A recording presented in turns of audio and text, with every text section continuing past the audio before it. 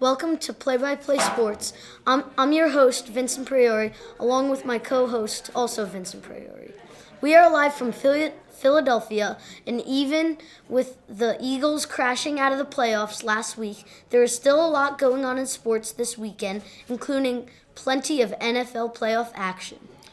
The playoffs continue with the Tampa Bay Buccaneers traveling to Detroit, where they'll be underdogs for the second straight week.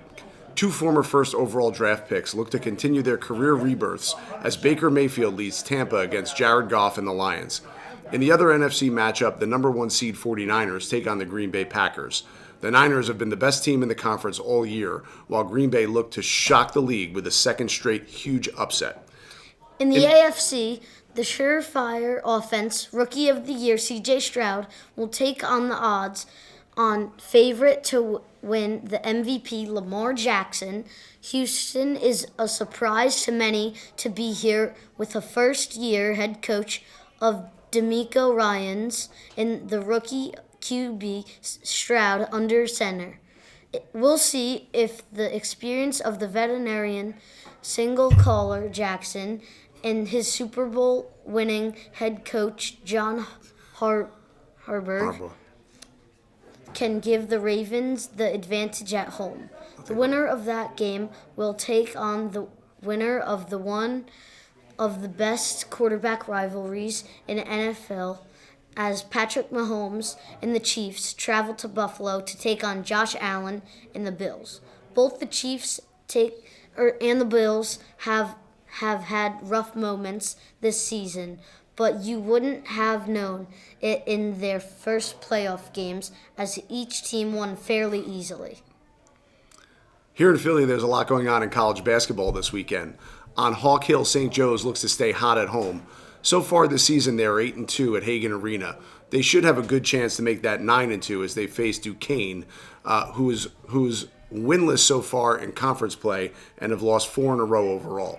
The Hawks are led by junior guard Eric Reynolds, who is averaging over 17 points per game and shooting 40% from beyond the three-point line. A team with a tougher test this weekend are the Villanova Wildcats, as they face defending national champions and current number one ranked UConn. Nova has started the season at 11-6 overall and 4-2 in the conference.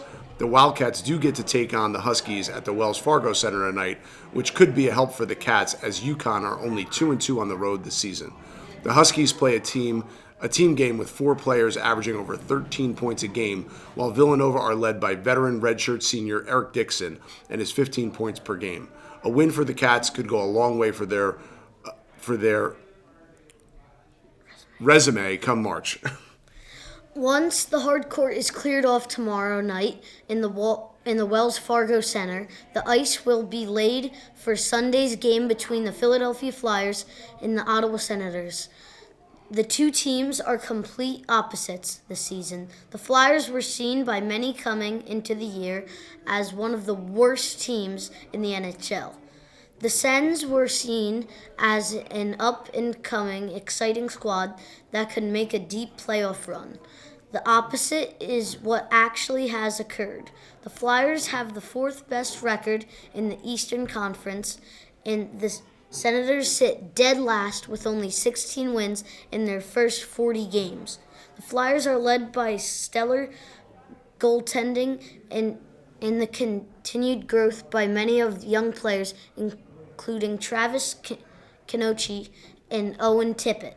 The orange and black will look to stay hot and push their way to what will be a very unaccepted playoff. That's it.